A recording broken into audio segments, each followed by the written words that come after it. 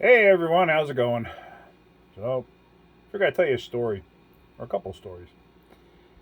Obviously, I'm a big guy. I'm 6'2", 315 pounds. When I was at the dealership, they enjoyed giving me small cars.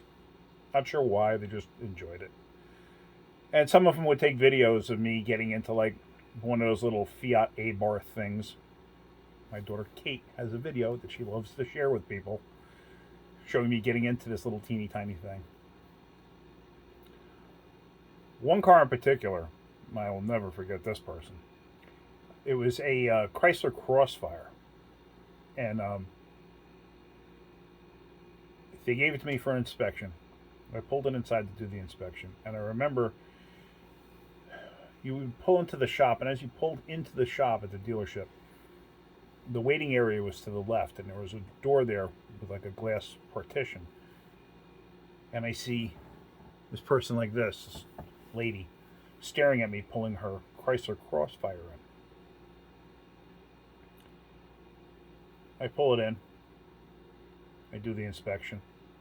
And the whole time she is there staring at me. And I knew this particular customer was trouble. I knew this from before. Every single time you touched her car, something was a problem.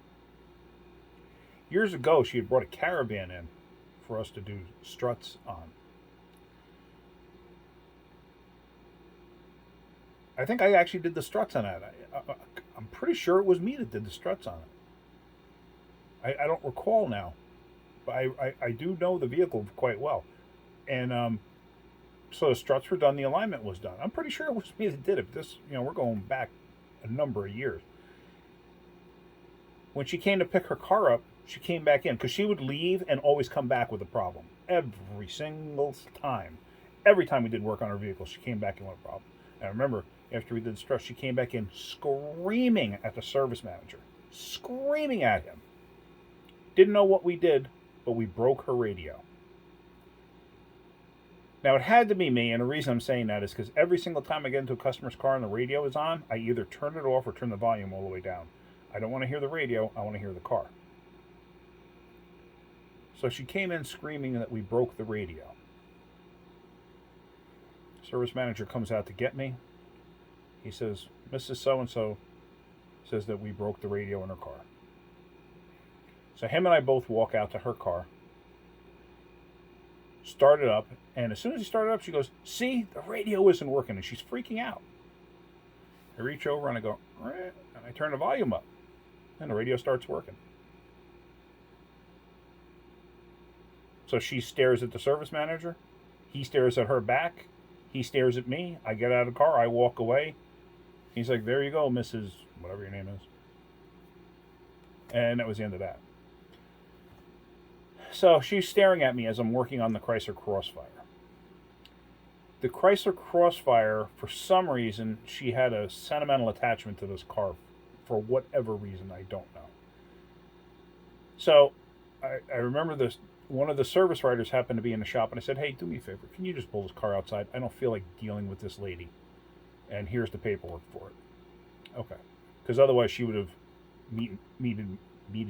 greeted me in the office when I went in there, and I just didn't feel like dealing with it. So he takes it. Sure enough, she leaves. She comes back within the hour. She's in the office throwing an absolute fit. An absolute fit. Service manager, same service manager. He was there for many years. He comes out and he says, and he's shaking his head and he's got like this little dumb grin on his face, like he knows like what she is saying is just downright unbelievable. He goes, "You're not going to believe what she's complaining about now." I said, "What?" She said, "Static electricity from your head burned a hole in her headliner." I swear to you. Static electricity from my head burned a hole in the headliner. Not the fact that she was a heavy smoker and she could have possibly done this and put a burn mark in the headliner. No. It was static electricity from my head burned a hole in the headliner. She leaves. The next day she's back. Now she's complaining that I bent the frame in her car. She watched me the whole time. I bent the frame in her car. You know how she knew I bent the frame in her car?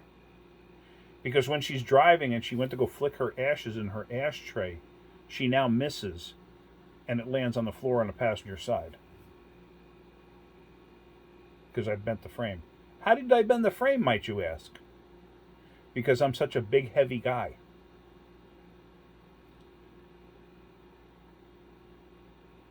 She kept coming in almost on a daily basis for 2 weeks and complaining about anything and everything under the sun. She said I broke her seat heaters. I broke her driver's seat. I bent the frame. I burnt the headliner. It was something with the cruise control not working. Something with the power windows not working correctly. And it's all because I was a big guy. She kept on, every time she would come in, she would blame me and say because I was such a big guy. She finally came in one day and she was complaining about me again. All I did was drive it from outside the shop to inside the shop for the inspection. That's all I did. I didn't even drive it back out. I finally, with her within earshot, I walked in the office there and I said, if you guys don't do something about her, I said, I am going to contact the lawyer and I'm going to have to get involved here because this is discrimination because she is discriminating against me because of my weight, because of my size. Yeah, I'm a big guy. I'm a little bit above average in size maybe, but there's plenty of people that are a lot bigger than me. They stopped bowing down to the customer and said, you know what, you're done, leave, get out, because they kept bowing down to her, which freaked me out. I could never understand it. Why are you bowing down to this person? She doesn't spend, it's not like she spends thousands of dollars a month at the dealership. It's not like she's bought a new car in last 20 years. She hadn't. She never spent any money. She did struts way back when because I don't know what the reason was, but on her Caravan, and this time we did an inspection. I don't think we did much of anything else to her vehicles unless they were covered under warranty or some kind of a service contract. It's not like she was a great customer. They finally did kick her out, but it's amazing what the problems you can have with some customers. I learned a long time ago, make sure you verify what it is a customer actually wants. I had a customer named Jay, and this was when I had my shop, and he brought his K5 Blazer into me, 350, the big square K5 Blazer. It was like a early 80s, mid 80s, whatever it was. But it still had, cap rotor wires. It was a carbureted motor. And he drops it off. And I had known him for several years. He drops it off and says, I want a full tune-up. Do everything. Cap rotor wires, do the whole 9 yards. That's what he told me. Okay. So I get the thing in the shop. I do the oil change. I did the spark plugs. The cap rotor wires were like in mint condition. I didn't bother doing those. That's the one that had the fuel filter inside the quadrajet carburetor. I remember replacing that. So he comes to pick it up. He goes to pay the bill, and he looks, and he goes, what happened with the cap rotor wires in that? I said, well, it really didn't need it. I said, so that's why we didn't do it. Okay. He goes, I'm going to be back tomorrow. He goes, I want you to do what I told you to do.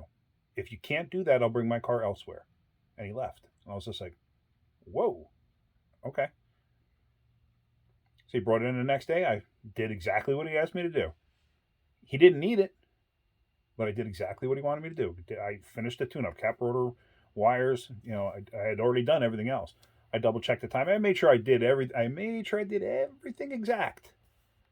And then when he came to pick it up, he says, he goes, I'm like that for a reason. He says, I got stuck once, and the coil had burned a hole in a cap somewhere or whatever. That's the old HEI style with the coil into the top of the cap. He said I had burned a hole through it at one point when it was relatively new, and he goes, I got stuck. And he goes, I don't want to get stuck if I can avoid it. So if I tell you to do it, just go ahead and do it. Okay, no problem.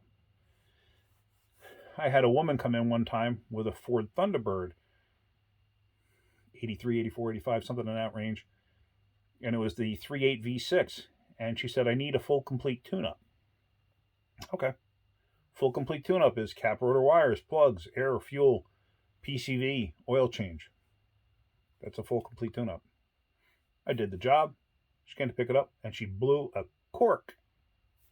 Boo! She was screaming at me. Her idea of a full tune-up was an oil change and a tire rotation. That's not what a tune-up is. You know what? I learned a valuable lesson. She actually worked in the town. This is in the town of Rye where my shop was. She worked in the town. She worked for like one of the administrative offices. So it's like, this is not a person I want to say negative things about the shop. So I was like, you know what? It's my mistake. I apologized. And I said, I did do those other things. I did do the oil change and tire rotation. Just pay me for that. The rest of it's on the house. My mistake. I should have clarified what you wanted. After that, everything was fine. She was a good customer, and but she got a tune-up in that for free. But like I said, verify what a customer wants. It's a smart thing to do. Trust me. And I learned a long time ago. You have to, being in this industry, you have to learn how to deal with a lot of different types of people.